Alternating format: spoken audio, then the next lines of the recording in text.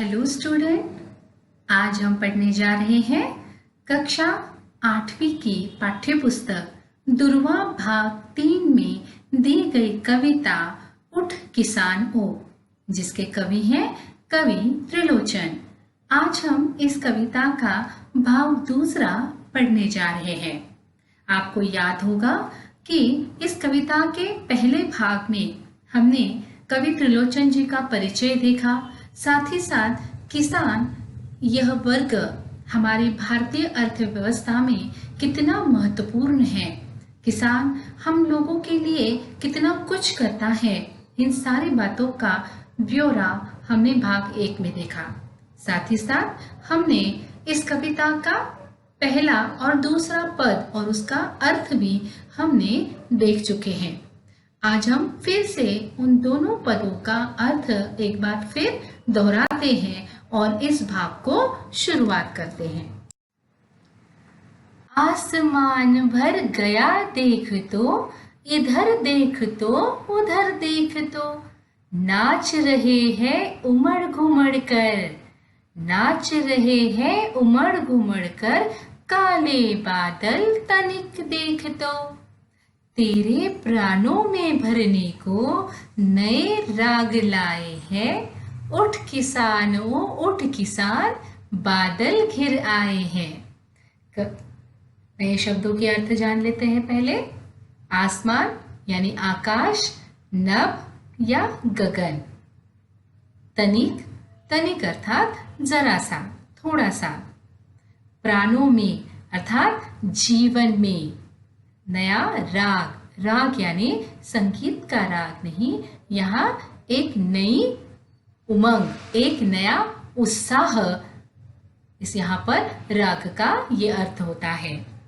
अब प्रस्तुत पंक्तियों में कवि त्रिलोचन ये कह रहे हैं, किसान को और ज्यादा उत्साहित कर रहे हैं, उसको उठने के लिए कह रहे हैं, प्रेरित करने के लिए कह रहे हैं, और साथ साथ कह रहे हैं कि देखो देखो किसान, जरा ऊपर तो देखो, पूरा आसमान भर गया है, किससे? काले काले बादलों से घिर गया है, और ये बादल ऐसे वैसे बादल नहीं, पानी से भरे हुए बादल है।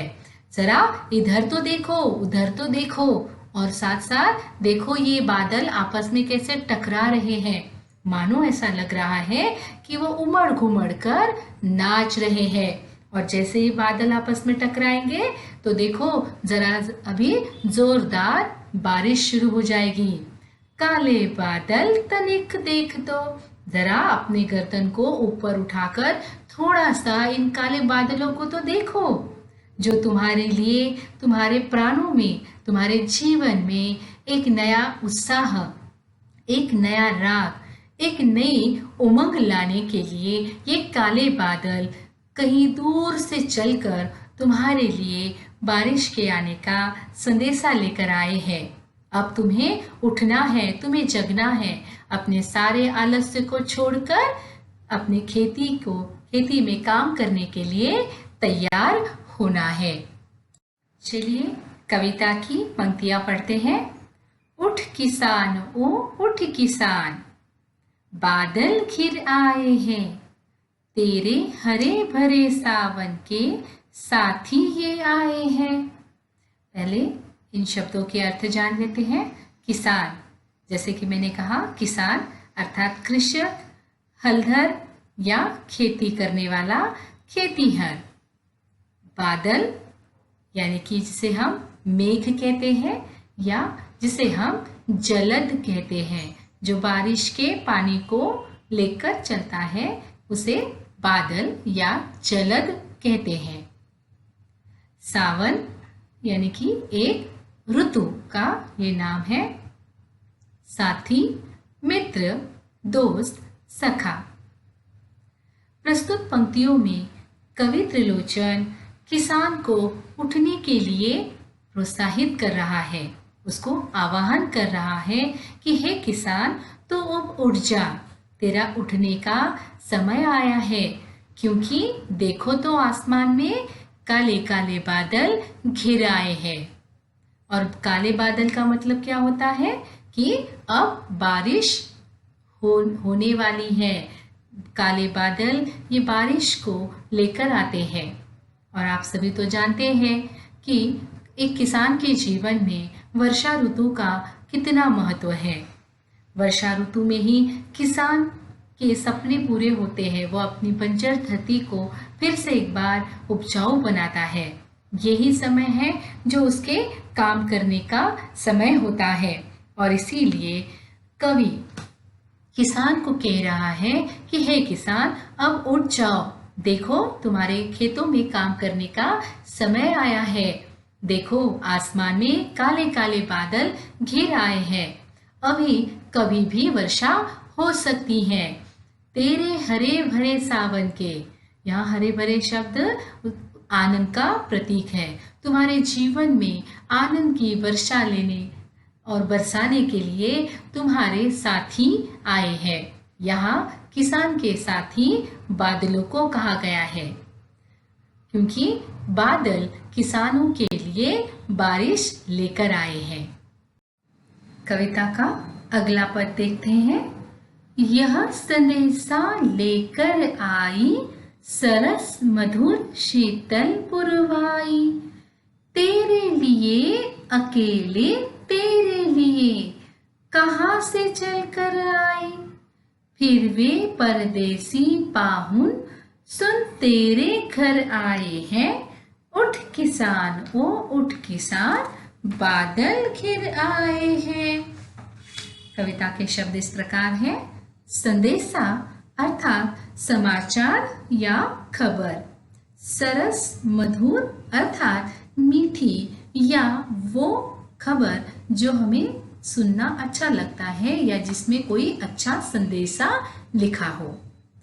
शीतल अर्थात ठंडी। पूर्वाई अर्थात पूर्व की ओर से आने वाली हवाएं, उन्हें पूर्वाई कहते हैं।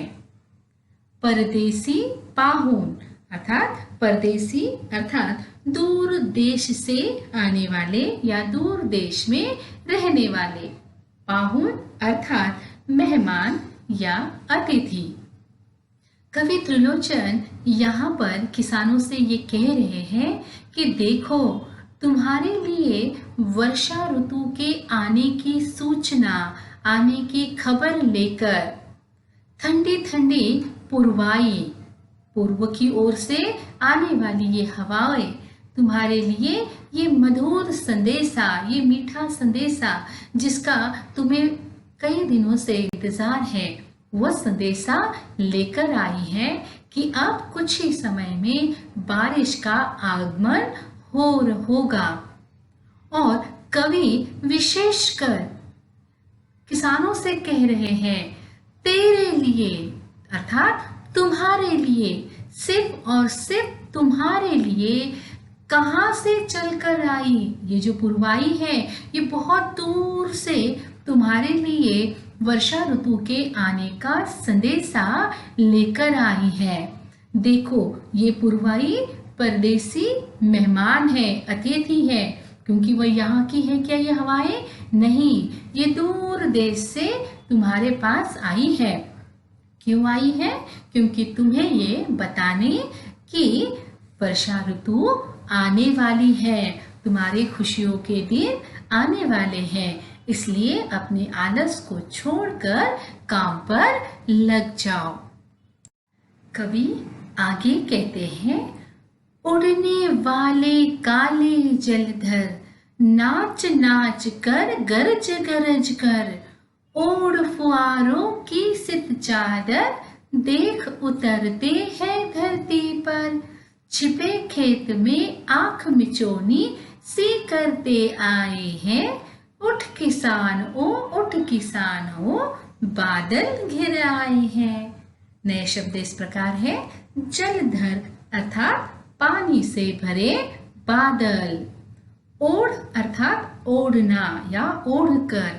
फुआरे अर्थात हल्की हल्की बौछार या हल्की हल्की बारिश होना। सित अर्थात सफेद। आंख मिचौनी अर्थात लुका छुपी का खेल। कवि कहते हैं, देखो आसमान की ओर देखो। आसमान में क्या दिखाई दे रहा है? उड़ने वाले काले काले जलधर अर्थात यहाँ से वहाँ हवाओं के जरिए यहाँ से वहाँ करने वाले यह पानी लेकर आने वाले बादल आसमान में घिर आए हैं और साथ ही साथ आपस में वह टकरा रहे हैं। मानो ऐसा लग रहा है कि वह नाच कर रहे हैं और जब बादल आपस में टकराते हैं तो जोरदार आवाज होती है और बादल टकराने से क्या हो जाता है, बारिश गिरती है। तो ये बादल आपस में टकराकर नाच कर गरज गरज कर क्या कर रहे हैं, बौछारों की चादर ओढ़कर, सफेद सफेद हल्की हल्की बौछारों की चादर ओढ़कर धीरे धीरे धरती पर उतर रहे हैं और छिपे खेत में आंख मिचौनी सी करते आए हैं।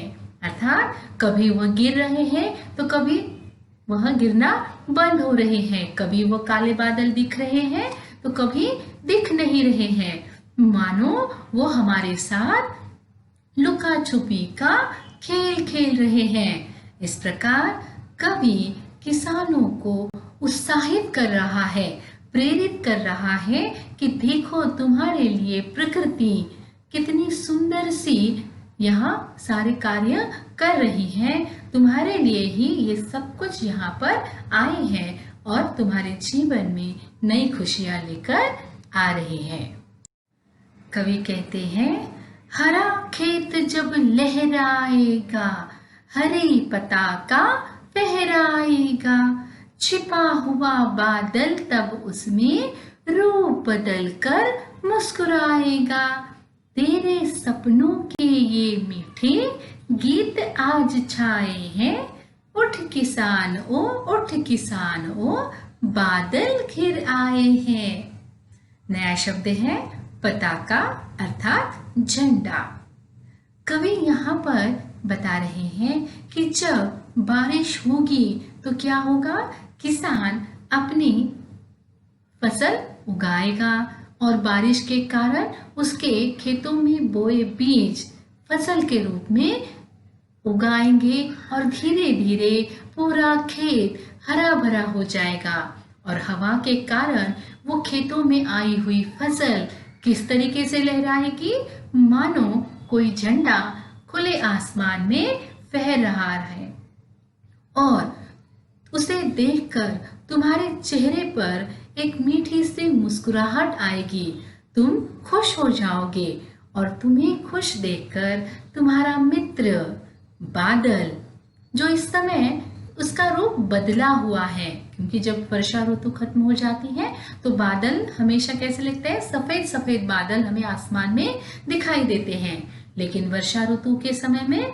आसमान में काले काले बादल दिखाई देते हैं।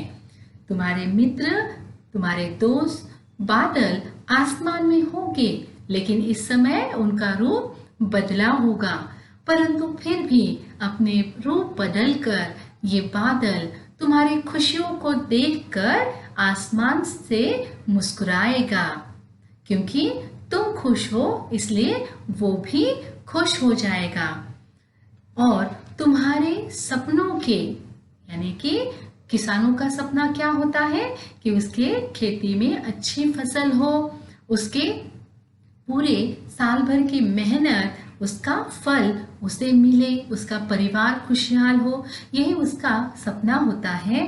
तो ये बादल तुम्हारे ही सपनों के गीत, मीठे मीठे गीत लेकर आज चारों तरफ आसमान में छाए हैं। इसलिए कवि कहते हैं कि उठ किसान ओ, उठ किसान, बादल घिर आए हैं।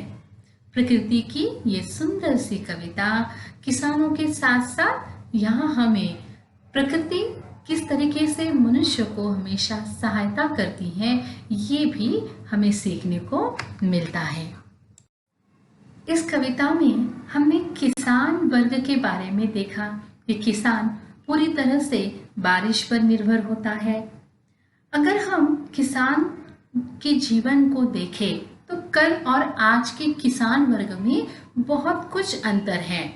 कल के किसान के पास नई नई तकनीक नहीं थी, ना औजार थे, ना कुछ नई उपलब्धियां उसके पास थी, परंतु आज का किसान यह पढ़ा लिखा है, उसके पास खेती करने के नए नए औजार है, नई नई आधुनिक तकनीक है जिसका उपयोग कर वह अपनी खेती करता है और बहुत ज्यादा अनाज और मुनाफा कमाता है।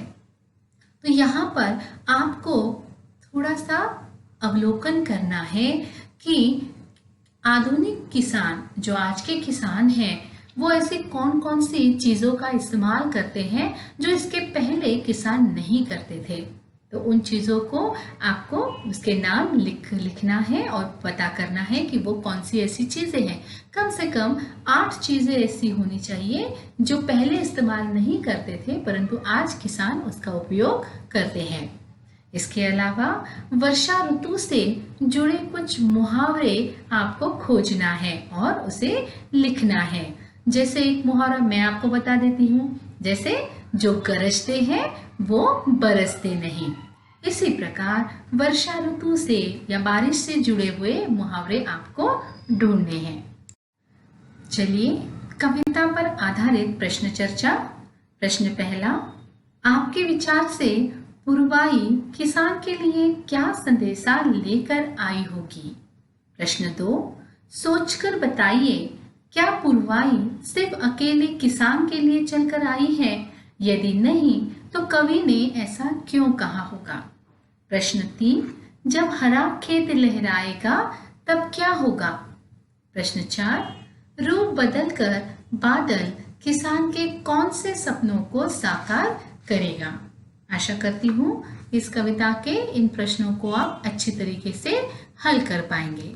धन्यवाद।